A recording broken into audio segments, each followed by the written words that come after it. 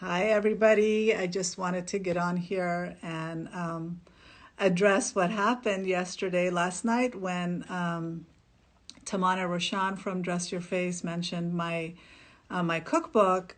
It just became really crazy. All of a sudden, I'm introduced to all these new people, and but at the same time, all these people started messaging me on my on the DMs and telling me they've all been looking for me, and they couldn't find me anywhere because although they were familiar with my cookbook, they couldn't find me necessarily associated with that cookbook online. Even though I do have a Facebook page, it's called Afghan Cuisine Cookbook on Facebook. I don't normally advertise my book or talk about my book that much because at the end of the day, I'm a mental health professional. I'm a psychologist. I've been dealing with anxiety. I specialize in anxiety. So especially the last couple of weeks with this COVID-19 and coronavirus self-quarantine, I've been just focusing on helping people deal with their anxiety. And then last night when Tamana mentioned my book, it's just I'm getting messages from everyone. Everyone was so excited that somebody that's as influential as her with 2.2 million followers all of a sudden talks about a little cookbook that I wrote. In quarantine is when all my cooking skills came out. And I'm good at certain things, but I don't do a whole lot of things. And whatever I do is very traditional Afghan style, things that I've learned from my mom, things that I've learned from my mother-in-law, my sister-in-law. And there's also this book that I wanted to share with you. The author of that book sent it to me when I first got married, and it literally saved me. So I will send you guys a picture of that book now. I just felt like it was mind-boggling, and I gave it to her so long ago, way before she became so famous, as a thank you.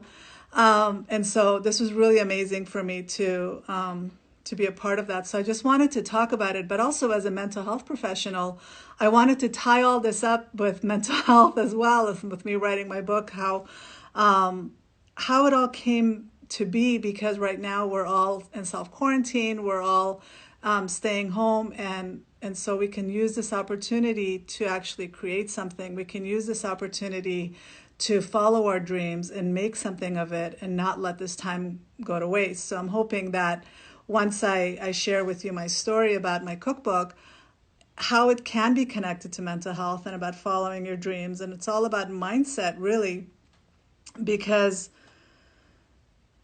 when I started writing a cookbook, I knew nothing about writing a cookbook. And when I knew nothing about cooking, to be honest. And so for me to actually even put all of this together, I just focused on the fact that I needed to write a cookbook. I was at the time living away from home. And this is I wanted to kind of mention it. This is the cookbook that I'm talking about. So, but this didn't come about overnight. I was at the time living away from home, and I was missing Afghan food. I was missing my family. And so I just started calling my mom all the time and getting, and thank you everybody for being here. I'm not very good at multitasking and saying hi, but just know that I'm seeing you, and thank you for being here. I just wanted to share my story about how just even me as an author, how that's connected to me being a mental health provider and professional. So anyway, at that time I was missing my family, and I kept calling my mom, and I kept asking for recipes, but every time the recipes would be different. And so what do they say?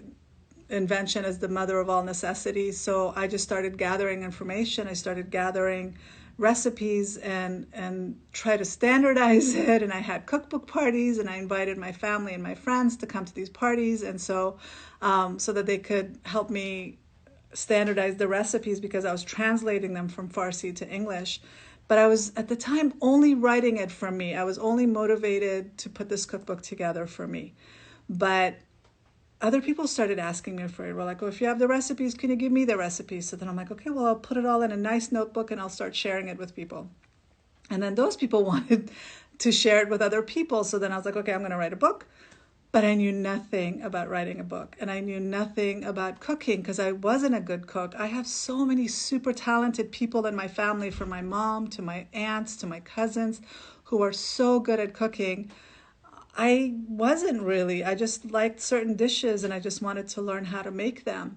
And so I just wanted to gather some recipes, and I started collecting and I started organizing. But my point is, I didn't know anything about writing a book. I didn't know anything about writing a cookbook. So, but that, I didn't let that stop me. I didn't let that stand in the way of me waiting for perfection, for me to put everything together before I actually did something. I just put this book together, and I self-published it. When it first came out, the first edition, I wanted to show you the first edition. This was the very first edition that came out in 2001, I believe. It's out of print now, and I know there's some people on Amazon trying to sell it for like $200. It's out of print, so don't buy it from them. But then I did the second version after I wanted to kind of republish it myself. So my point is, you don't have to have all the steps figured out. You don't have to have everything explained to you or know exactly what you're doing. Sometimes it's important to just take a risk. Sometimes it's important to just put yourself out there and just try and make mistakes and fail, and then redo it and make it better. Make it better the next time. Make it change if you have to. Don't be married to, like when I was doing my dissertation with my program, I remember my professors, I was so worried about, oh my God, this is going to be defining my career. People are going to be reading this. This is how I'm being identified as a doctor. I want to make sure that it's a perfect version of me. But my professors were like, don't be married to this. This isn't something that's going to define you. It's who you are and the work you're going to do that's going to define you, not some research that you did for graduate school just to graduate and get that diploma. That just understanding that it didn't have to be perfect just took a load off my shoulders. It was a huge relief to know that it didn't have to be perfect, just get it done. And for that reason, I was able to finish my dissertation long before the other students that I started with. Those people took them 4 or 5 years to finish their dissertation because some of them were hoping for it to be perfect before they actually turned it in. But for me, I've never been one to focus on perfection. It's always progress over perfection. I would rather turn something in, make a mistake, fix it, get feedback, instead of waiting for it to be perfect before I turn it in. This is how we procrastinate. This is how we allow our anxiety and our mindset to stand in the way of us reaching our goals and reaching our dreams and fulfilling our destiny and doing something with ourselves. I know there's so many of you home right now that are under quarantine. You're probably off work. You're not able to go back to work, but you have a desire in you. You have a dream that you can actually turn into something. You can actually do something with it. So I wanted to just use this opportunity today. Hi, everybody. Thank you for joining us, joining me. Like I said, I'm not very good at multitasking, so I'm seeing you all, and I just want to say hi.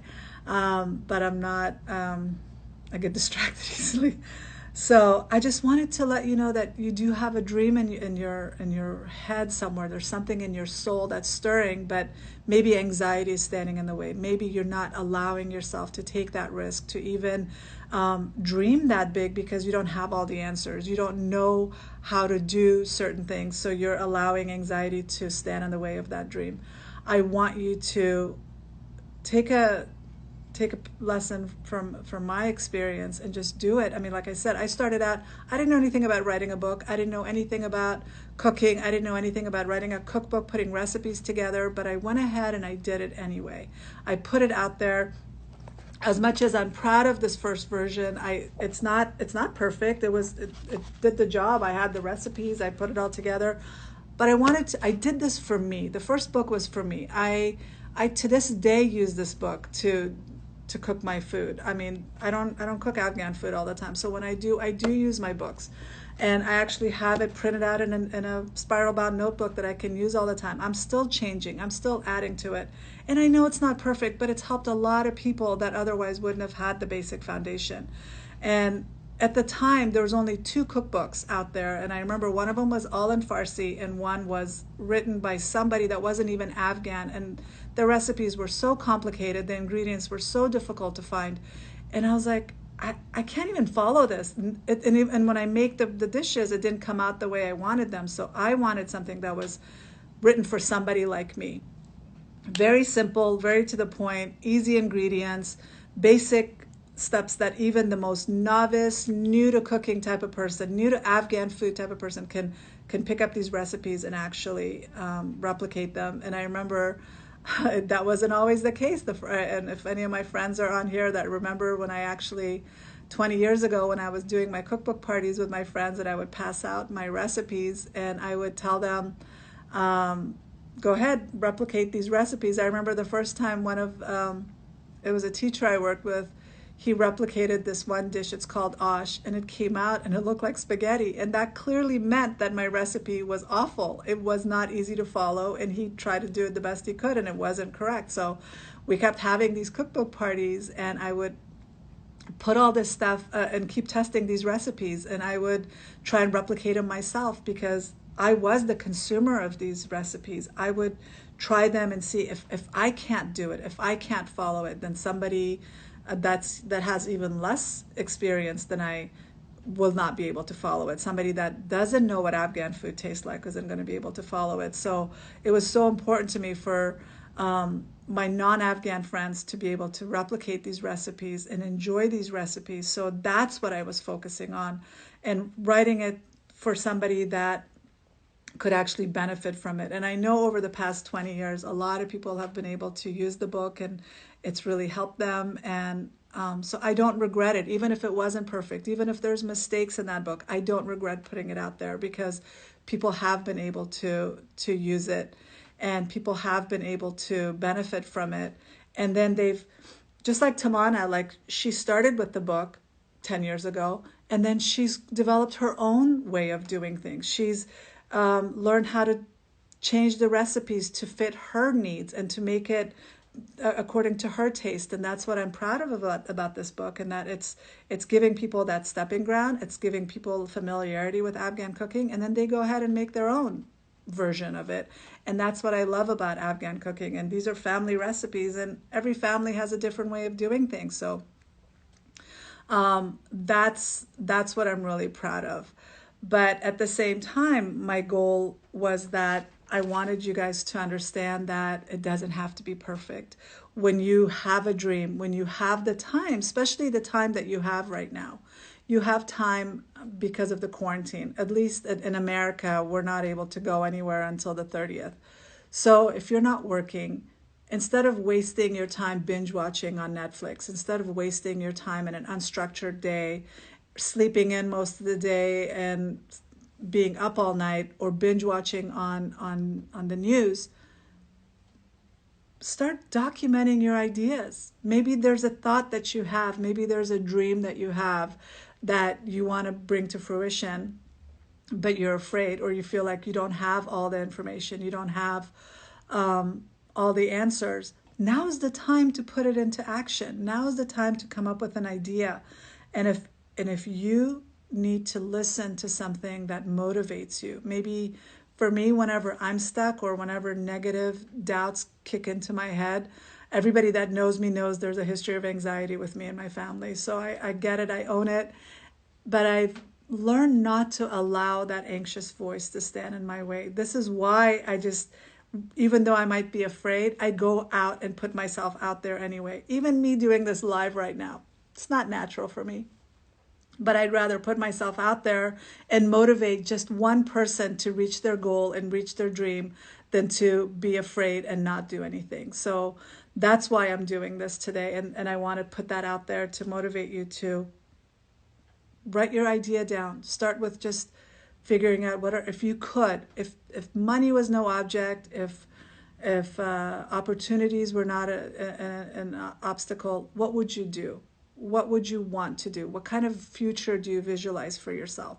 Now is the time to do that. Now is the time for you to start dreaming big. And you realize that, economic collapse can happen anywhere. A virus can take us out and stop us from working. A lot of people are online right now. A lot of people are looking for new ideas. With every setback, like the 2007, 2008 economic collapse in America, a lot of new companies came out of that. Even with the Great Depression, a lot of new ideas came about. We can't a lot of people are like, I can't wait for things to go back to normal. Do we want things to go back to normal? There's a lot of things that we could have changed. This is an opportunity for us to change that. A lot of us probably have ideas that could actually steer us in a different direction. Now is the time to cultivate that. Now is the time to give yourself that time and to allow those ideas to come to the surface and see if you can do something with it. Like before 2008, Uber didn't exist. After that, somehow somebody came up with that idea, and then now we can't live without Uber, right? There are a lot of companies that have come out of these changes in economy, presidential changes, just changes in environment. And so I wanted to tie this in and say, don't focus on perfection. Don't focus on waiting for everything to be perfect. I've had my cookbook, for example, around for over 20 years. A lot of people have benefited from it, but I'm not, because I'm a mental health professional, I'm not very good at promoting myself. So it took somebody like Tamana to actually just give me a shout out for a lot of different people to be familiar with me.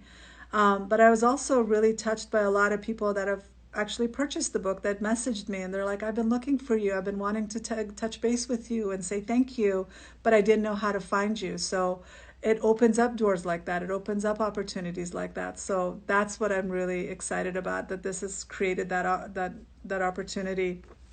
But like I said, as a mental health professional, I also wanted to tie this in back to mental health. Like, yes, I am an author. I actually have this book as well. It's called Love is Hidden in Small Places. And this book is a book I wrote with my daughter because she came up to me and she's like, when she was 4, she came up to me and she's like, oh, mommy, look, there's love is hidden in small places. And I was like, that is so cute. She had hidden hearts in her picture and she wanted me to find them. So that gave me an idea of, I want to do a book with my daughter. I want her to have something that she can look back on, but I wanted it also to be something that people can use, and it'd be all about love and romance. And so this book has hearts that I found in different, like I actually found that perfect heart cloud while walking one day, and it's all associated with these beautiful quotes that I've always loved that are all about hearts and love. And so I wanted it to be a book like that. Like, somebody sent me this picture of this perfect raspberry that looks like a heart. And these are all family members that, or me and my daughter, or family members that have shared their pictures of heart shapes that they found and that they sent to us. Let me see what else. Well, even just the cover, these cactus hearts are just amazing. So the whole point of this was for us to get inspired and look for heart shapes in everyday situations. Like, I'm seeing hearts all the time. I see them on the sidewalk. I see them in trees. I see them in flowers and leaves. And so it just makes us feel good when we see something like that, something that's going to take our mind away from the stressors of the day and focus on something beautiful like a heart, a natural occurrence. Like, none of these are doctored up. None of these are things that I turned into a heart. Like walking, I found this heart rock just laying there on the ground. What else? Let me see. There's some really cool pictures. This was also amazing. Like, I was at a field trip and I saw the skull that had a perfect heart shape on the nose. So little things like that. This monkey has a heart on its nose. So anyway, this book is also available on Amazon. But again, it doesn't have to be perfect. I just put it together because I wanted to. I wanted something with me and my daughter. I wanted her to have something that she came up with, and I kind of helped her put it together. And it was a fun experience for us over, 4 or 5 years, collecting heart pictures and then putting it together in a book. And then I have a journal that is filled with my favorite quotes. And again, these are all things I created because I couldn't find something that I liked. This journal has all of my favorite quotes that are motivating. It helps me with my writing short and long-term goals. And so I use this every year. I start this in the beginning of the year. In January, I write all my short and long-term goals, and then I fill it up. I have like several of these filled up, and all of them have like a motivating quote on the bottom. Again, I'm just doing these for me. I'm doing them because I wanted to do them. I'm doing them because they bring me joy, but at the same time, it makes me feel good that my patients are able to use my journal. I love that they tell me that the short and long-term goals is really helping them stay focused. And so it's helping them to stay motivated, because the little quotes on the bottom help them stay motivated. I did it to help other people. I'm not necessarily out there marketing them, but they are available. I post them places, but trying to connect my being an author to being a mental health professional, it is all connected. It's about not allowing your mindset to stand in the way of you reaching your dreams. It's about not allowing your anxiety or your need for perfection to stand in the way of your dreams. So I want you to, like I said, focus on your dreams and what you would rather do, what kind of life you'd rather have. What is your legacy? Maybe there's some things you want to do that it's just for you and your family, but other people in your family could also benefit from. I think this is a really good opportunity. This is a time for reflection. This is a time for us to go inward. This is a time for us to slow down. This time might not feel like it's a gift, but it is a gift. This is an opportunity for us to either, we can waste it, we can allow it to, the 30 days to go by without us accomplishing anything, or we can see what we can achieve. Maybe there's a new parenting skill you want to learn. Maybe there's a new craft you want to master. Maybe there's a new game you want to learn. Maybe there's a new sweater you want to knit. It doesn't even matter. It's a matter of you know what the dream is inside of you. I'm just saying, use this time as a gift. Use this time to do something for yourself. Use this time to create something. After we get out of this quarantine, self-isolation, or social distancing, or whatever you want to call it, the world's going to need new ideas. We're going to need new solutions. Like Einstein says, you cannot fix a problem with the same mind that created it. We can't go back to the way things were. And we shouldn't. We should move forward with new ideas. We should move forward with new ways of doing things.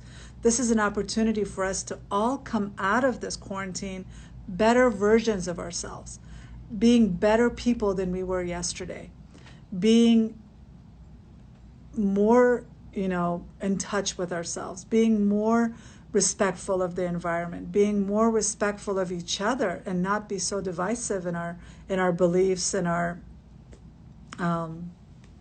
just what ideologies, I guess. It's so easy for us to look at each other as the other instead of looking to see what do we have in common. How are we the same? How are we connected as humanity? And so I thank Tamana for putting me in touch with all of you, all of my new followers. And I thank her for shedding light on my little book that, has been kind of puddling along by itself. But now, thanks to her, it's sold out on Amazon. I have put up that there are sellers that are buying it, but the one that's called Books Rule is the one that's buying directly from the publisher. So that's the one I would trust. Because other ones are trying to take advantage of this opportunity and sell the book for way more than it's even being sold for on Amazon. I know Amazon will be bringing the book back, but I do want to thank her for that, because this made me think about my own book and then my own writing journey and what made me even write the book to begin with, and how much it's helped me and how much it's helped other people. But like I said, I didn't wait for perfection. I didn't have the answers. It all slowly unfolded for me. And I took a risk, and I'm glad I did. And I'm glad that it brought me to this opportunity for me to even have this conversation with you all. So I am available. DM me. I do answer my DMs. You can contact me on, you can go to drsekandari.com and contact me directly through there. You can message me and ask me for help, or if you want me to do certain videos. I know somebody was asking about mental health resources for Afghans that are being isolated right now. I wish I had mental health resources for Afghans in Farsi or Pashto that I could provide, but it doesn't exist right now, or if it does, I don't have access to it, but I'm definitely going to look for it and forward it to those that ask for it. But at the same time, I know people need some motivation right now. They need inspiration. Listening to podcasts is one way. Reading books. I just read this book called The Alchemist by Paulo Coelho last week, and I listened to it on audiobook. And Jeremy Irons, who's a British actor, is the one narrating it. And it was such a beautiful experience. It's such a short little book. It's 4 hours long on audiobook. It's such a short book, but it was so beautiful to listen to it and go on this little journey with Santiago on his quest to find his fortune and that he thought was on in the base of the Egyptian pyramids. So it was just a beautiful book. So I would definitely recommend reading Paulo Coelho's The Alchemist. I would definitely recommend reading other books that are inspirational and motivational. And so stay focused. Don't waste this time. You've been given this gift. You've been given this gift of time right now. Thank you. Thank you for saying I love Afghan food. I love Afghan food too, and I think Afghan food is one of the best food there is, but I'm just biased. And I'm not biased because I know a lot of my friends that are non-Afghans that have gone to Afghan restaurants with me in California, and they have absolutely loved it. So Afghan food is the best. But at the same time, don't waste this opportunity. If you have a dream, if there's something you've always wanted to do, go ahead and do it. And like I said, reach out to me if you need anything. I would love to get to know you. So introduce yourself and let me know who you guys are. And Bolani is my favorite as well. So anyway, I feel like I'm rambling now, so I'll wrap it up. But I just wanted to come over here, kind of introduce myself to some of you that are new to me, but also motivate you to go ahead and reach for your dreams and take this opportunity to try something. I was talking about my cookbook, but maybe you have a book in you. Maybe you have other projects in you that you want to put out there. The world needs people like you. The world needs new ideas. So don't be afraid to try it, and don't wait for perfection to do so. All right. I'll talk to you all soon. Take care.